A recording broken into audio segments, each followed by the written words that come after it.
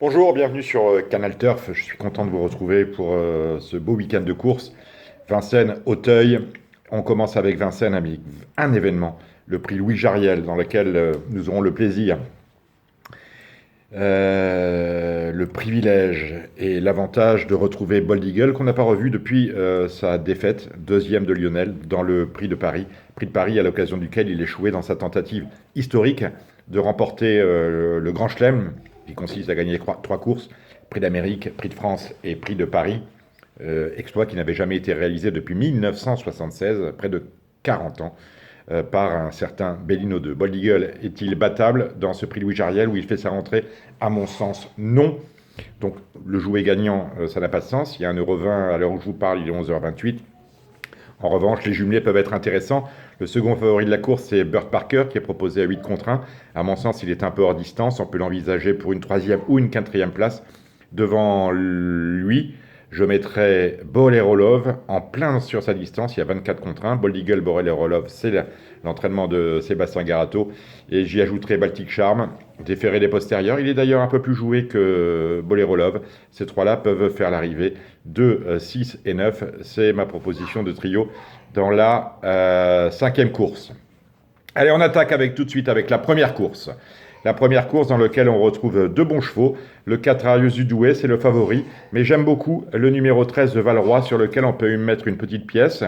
Il va courir sur sa fraîcheur. Il reste sur une troisième place intéressante. C'est un bon pari. Dans la deuxième course, j'aime bien l'As Ulysse Lee. 7 contre 1, l'entraînement de Fabrice Soulois, la drive de Franck Nivard. Il vient d'Italie. Il a débuté récemment sur notre sol par une cinquième place. Le lot est un poil relevé, mais je pense que c'est un trotteur en retard de gain qu'il faut suivre. La troisième course, c'est le prix de Plohermel. Qu'est-ce qu'on a vu de bien là-dedans?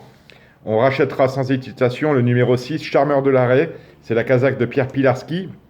Il n'a pas tout à fait encore, il n'a même pas du tout justifié les espoirs mis en lui par son nouveau propriétaire. Il y a 19 contre 1, mais c'est un pari intéressant. On lui oppose le numéro 4, le numéro 5, Sigal Castellet. La quatrième, c'est le Quintet, prix du Quercy. Je pense que la tirelire peut tomber en dépit du nombre de partants assez élevé. Ils sont en effet 18 au départ. Un favori, le 16, Aubryon du Gers. Pour ma part, j'aime beaucoup le numéro 17, Indijus, proposé à 10 contre 1, déféré des 4, c'est un bon plan. Le 18, Viking va faire l'arrivée. Le 9, Anzi Deliard également. Et le 16, Aubryon du Gers, c'est Jean-Michel Bazir. Il reste sur 2 victoires et il tente la passe de 3. C'est là aussi encore très intéressant. Attention au 12, un Satin Rose. Je pense qu'il est très bien dans cette catégorie. Il peut faire un truc dans la course. Et je pense qu'on peut partir de ces 5-là au Quintet et au multi. Voilà, je suis parvenu à le dire. Le prix de Villeneuve-sur-Lot, c'est la sixième course. Qu'est-ce qu'on voit de bien dedans? J'aime bien le 4 Calvin Borel, mais c'est le favori. On prend le 8 Don't Tell Me Anymore et le 13 Aristocat Bocco. Dans la septième course, qui ne va pas tarder à s'afficher, voilà, c'est fait, c'est le prix de Fécamp. Est-ce qu'on a vu quelque chose? C'est un bon lot de chevaux âgés de 5 ans. Le 15, Jean-Michel Bazir sera le favori à 5 euros, mais timide favori. J'aime bien le 2, Borgigno, qui est drivé par Christophe Martens. Et je fais très attention au numéro 9, Bouquet de l'Arrêt, dont Franck Nivard m'a dit un peu de bien lorsque je l'avais interrogé mardi dernier à Vincennes. La huitième course est le prix d'Istres, des chevaux âgés de 3 ans.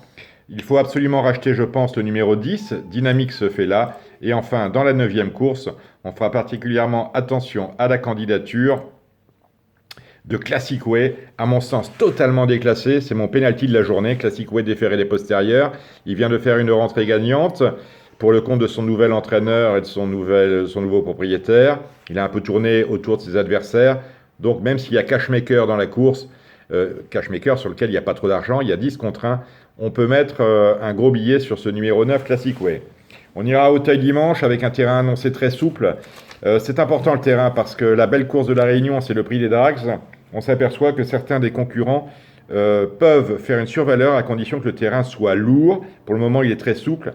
S'il venait à pleuvoir, par exemple, on pourrait s'intéresser à la candidature du numéro 7, Vieux Morvan, qui est un steeple-chaser de talent, un cheval de grand steeple, qu'il avait d'ailleurs couru l'année dernière, avant d'être gentiment réorienté sur les haies, où il vient d'ailleurs de s'imposer dans le terrain très lourd. Mais c'est un cheval qu'il faut solliciter, un cheval assez froid. Il ne faut jamais perdre le nord avec lui. Ce numéro 7, Vieux Morvan, court la 5e. Sinon, normalement, l'As Storm of Saint-Ly devrait s'imposer. Et on lui associe à cet As Storm of Saint-Ly le numéro 6, à savoir Vézelay.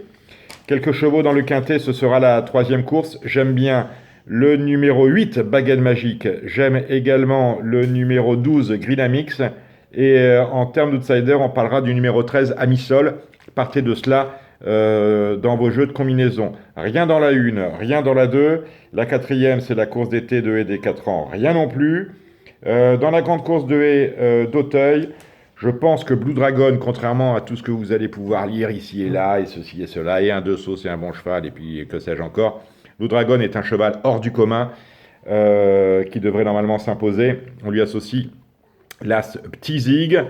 Dans la 7e, faites attention à Anéo, le numéro 8, à associer à l'As Fou et Sage. La dernière, eh bien, on la laissera un peu tomber. C'est la 2e épreuve du handicap. Vous jouez comme vous aimez. Merci de nous suivre et puis bon week-end de course. À très bientôt. Au revoir.